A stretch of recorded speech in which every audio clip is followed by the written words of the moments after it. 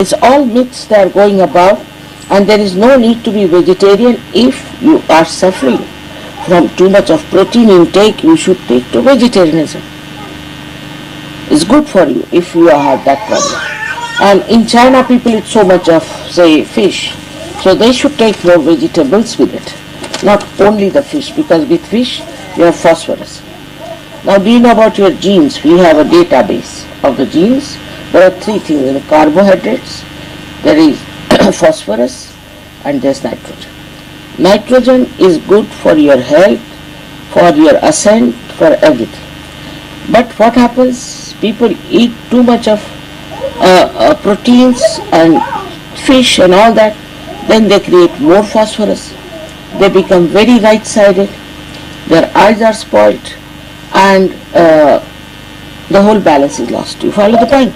The balance is lost. So what you have to do? The pani is what? What is it? So the people who are eating too much of phosphorus must take to carbohydrates. So it will suit some people who are eating too much of too much of proteins or too much of phosphorus. Should take to more vegetarian food, will help. But it's not the way we should judge it by this, that by taking vegetarianism will become a real source. You cannot.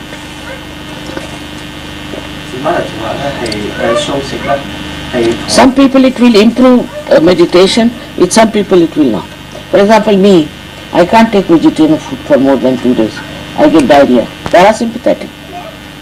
I just get diarrhea. I cannot eat. I cannot also eat all the time fish. I have to eat a very much of protein food. See, for the goddess they offer a lamb or sometimes a goat. This is the reason. She has to take proteins. This is what it is, that she has to take proteins. And somebody has to take, say, more of, say, carbohydrates, they should take. But it doesn't suit everyone. Do not pay much attention to food. Only thing I feel that so much attention has been paid to food is not a correct attitude. See, the spirit doesn't eat at all. It's a detached thing. Atma is beyond. Now when we try to say that if we eat this kind of food, Atma will be happy, that kind of Atma will be happy, is not true. For example, we say vegetarianism, which is a very common problem with people. You'll be amazed, all the false gurus are vegetarians. One by one. Mahesh Yogi, Rajneesh. Rajneesh is a great vegetarian. He doesn't even eat garlic and onions.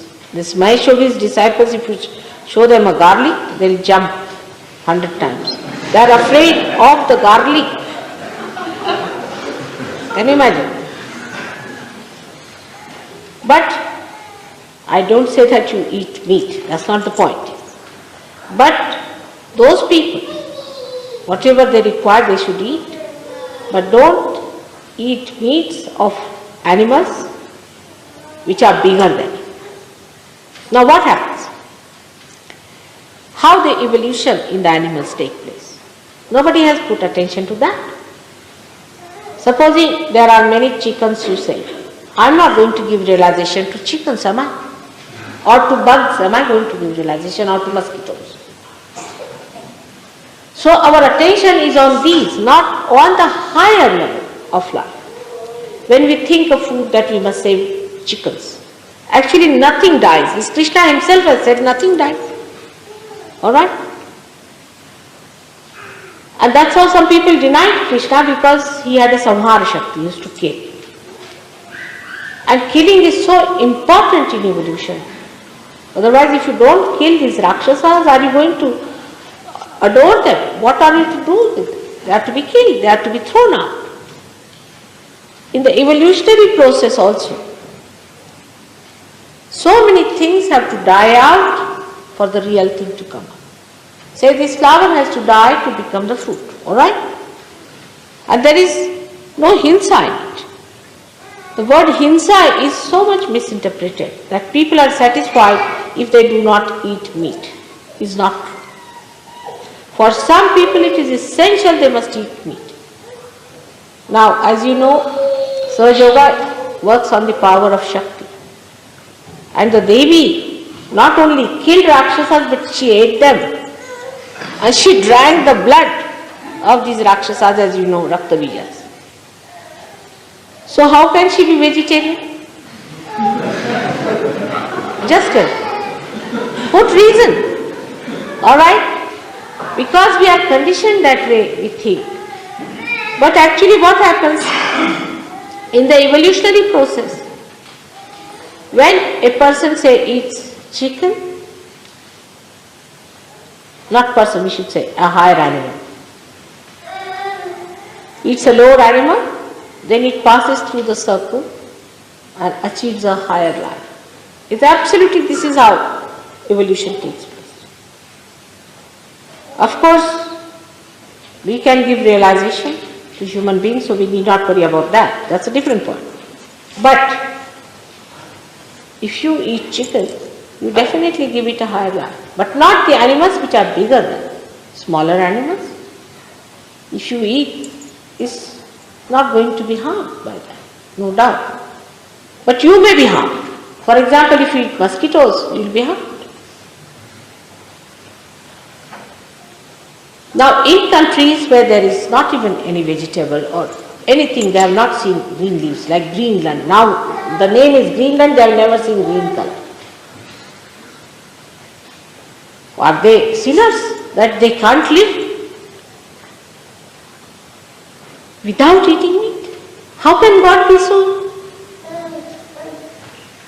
partial? There are many countries where they cannot live without eating meat. So, there must be some reason, alright? So, reason it out. If you eat vegetables, alright. If you want to eat meat, it's alright.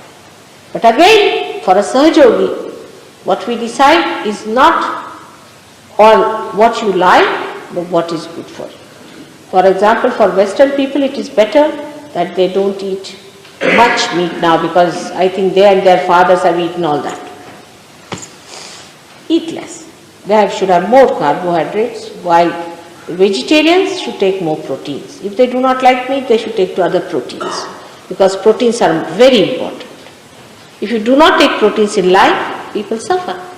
In Sahaja Yoga, we find such people have trouble from left arm. I have seen in India many people who are strict vegetarians have a problem of left arm. So we told them, alright, you can eat proteins. There are so many proteins you can eat. If you don't like to eat meat from childhood, you have not eaten, you don't feel like eating, alright, forget it. Eat some. We have to be wise. We have to be open. We are not to be bound by our conditioning from childhood. This we must understand. That vegetarianism is not going to take you to God, neither non-vegetarianism. Because the spirit is neither a vegetarian nor a non-vegetarian. It is a detached thing, it's above food. But whatever you need for your body is important. If you need protein, eat protein. If you don't eat protein, don't eat protein. But then eat something which you need. So, it is not that one has to understand it in a way that we understand as a chicken and vegetables, but we must understand in the way a doctor understands the protein and carbohydrates. Alright? Whatever you like, you can eat. There's no, in Sahaja Yoga, there's no such a compulsion. So many saints used to eat meat. So many saints. Guru Nanaka, Kabira, Muhammad Sahib, Christ, Rama himself, Krishna himself. All of them ate meat. Even Buddha ate meat. The proof is that at the end of his life, he went to one of his disciples who was a hunter. And he told him, I'm very hungry, give me something to eat. So he said, sir, I have nothing else but a wild boar which I have killed very recently and it is not yet fully cooked. So he said, all right, doesn't matter, I'll have it. And he ate it and he died because of that half-cooked wild boar. And he died with that. So now Buddhists think that we should not eat meat. It's not so. Because he ate something that was half-cooked. That means he did eat, isn't it? Even Jains know that it's only Neminath who got a kind of a feeling against meat eating. That was Neminath was at the time of his contemporary of Shri Krishna. When his marriage was celebrated, he found many birds were killed and he felt terrible about it. And he didn't want to eat any meat. It was all right. It's all right. If you don't feel like, don't eat it. But then a cult started. But that means till Neminath, means Jainis are ancient people. Till Neminath, they were eating meat. Is a fact. So, to get attached to some idea is not the way you are doing it. If you don't want to eat, just don't eat. And if somebody has to eat it because of health purposes or because of the need, there's nothing wrong. Everybody has a different need. Every individual has a different. That's the point. It's no question of meat or anything, but it is a question of eating proteins or carbohydrates. We have to be wise about it. And all such cults, you see, that you eat this, you eat that, is not. There is no cult in certain. Every individual has a different personality, but the common thing is one, and that is the spirit. But, for example, drinking, we abhor. But after realization, before that I don't talk of drinking, because it goes against your Chaitana, against your awareness. So one has to look after the awareness. So much time has been wasted in people in deciding what to eat, what not to eat, what have they achieved, nothing. This kind of thing, to believe that such food will make us great will be false. So you don't decide on that. You decide on proteins and carbohydrates. Whatever good for your health, you should do. Those who eat too much of vegetarian food are liable to certain type of diseases, and those who eat too much of non-veg are liable to some. Those who eat vegetarian food can get leukoderma very easily, can get leukemia very easily. Certain types of cancers they can get very easily. Those who are non-vegetarians can get another kind of diseases. There are numerous diseases they can get. So we have to have a balance. That when we eat vegetarian food also, we must see that we eat sufficient amount of proteins. Because body has to be all right. Healthy body is the temple of God. And to temple of God, you have to keep it healthy and happy.